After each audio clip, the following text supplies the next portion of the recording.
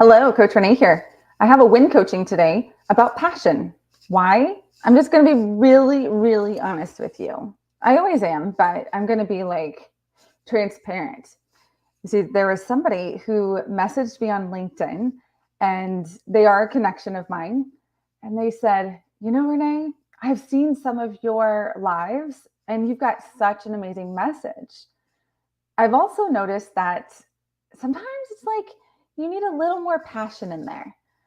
And I thought, okay, thanks. That's great. That's good for me to think about, right? Like we all need that. So I decided to go and do more of a deep dive on passion.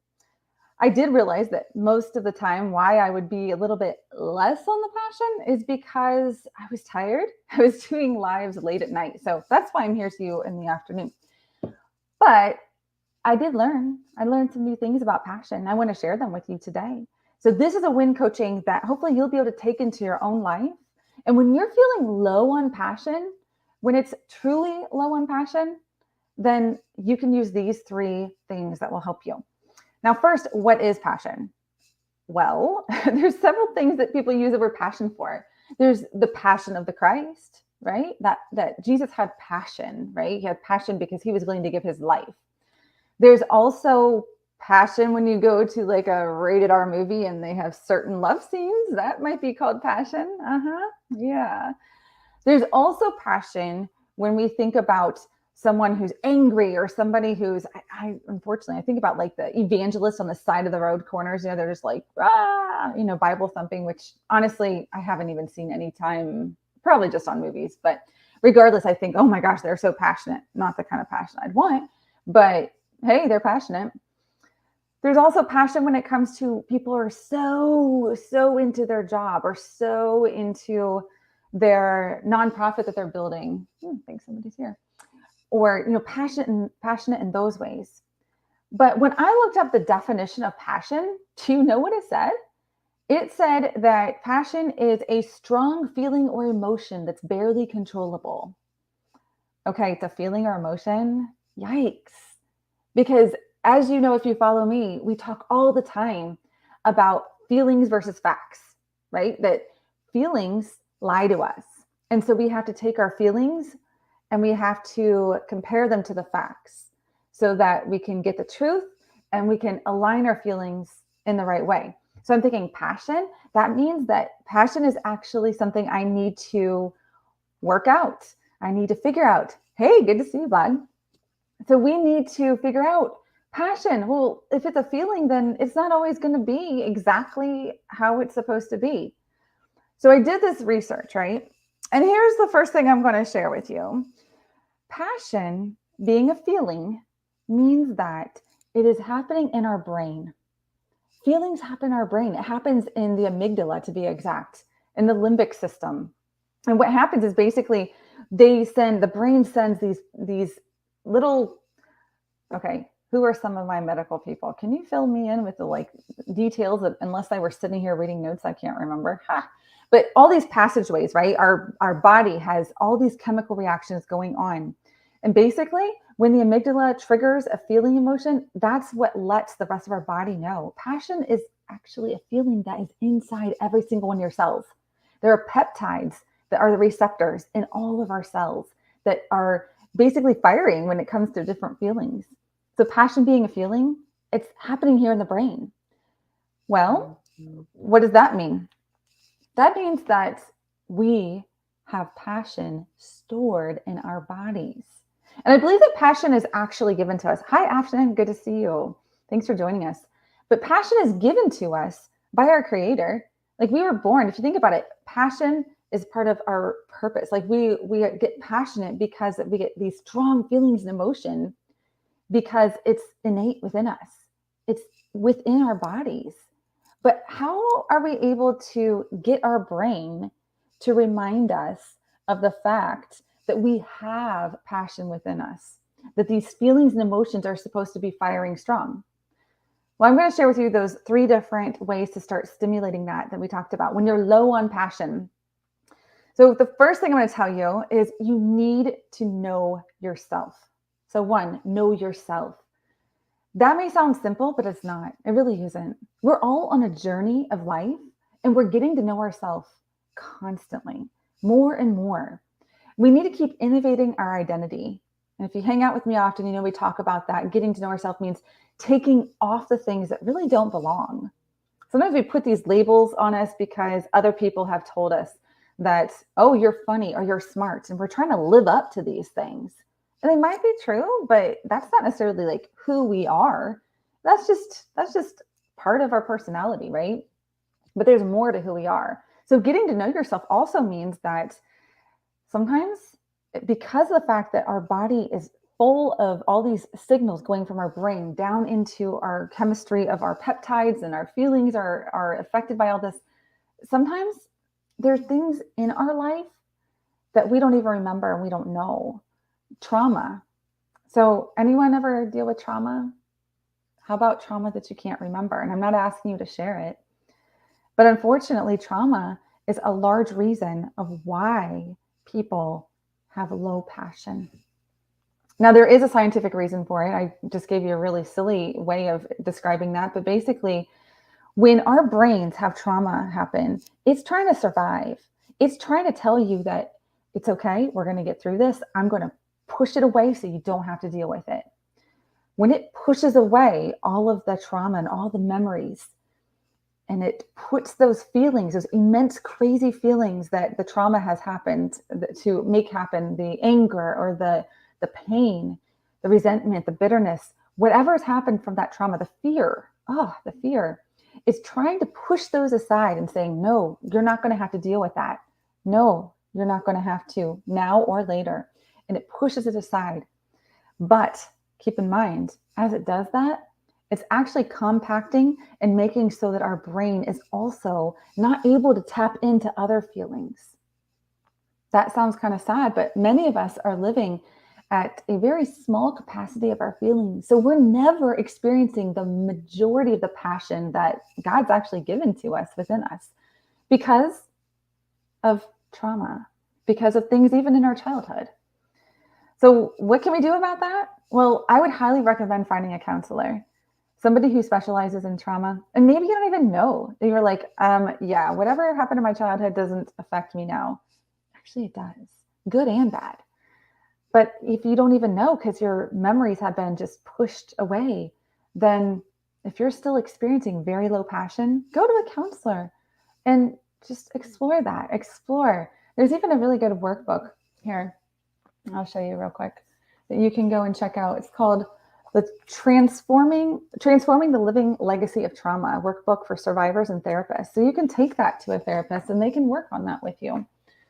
So that's a great way to get to know yourself better, is finding out how to reduce and heal from trauma in your life. Another way to get to know yourself is exploring, allowing yourself to take off the masks, being around people, practicing who you are, around people that you feel safe with, around a community. I know in the winner circle, we do that all the time. We're like, okay, this is really uncomfortable, so I'm going to practice it here before I go out in the real world. And it's just a great place for us to be able to just practice being us and get to know ourselves.